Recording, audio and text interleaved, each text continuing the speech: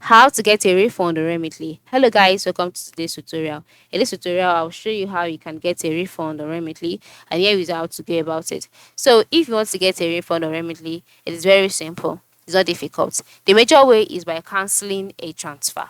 And then how do you cancel a transfer? Once you're logged in into your Remitly account, on the home page, move to the top part of the screen where you can see transfer history.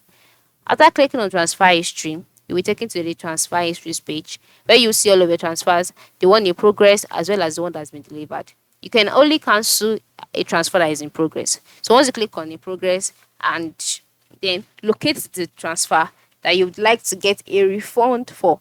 Alright. After locating the transfer, click on the transfer and then you'll be taken to the page where you'll see details about the transfer. Once you see these details, navigate through the page and then locate the cancel transfer option.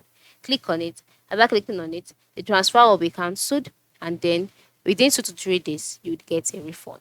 But then, if you encountered some technical issues, move to the top right side of the screen. Click on the welcome address. Click on the help option. State your concerns, and then answers will be given to you. So this is how you can get a refund or Remitly. The major way, like I said, is to cancel a transfer.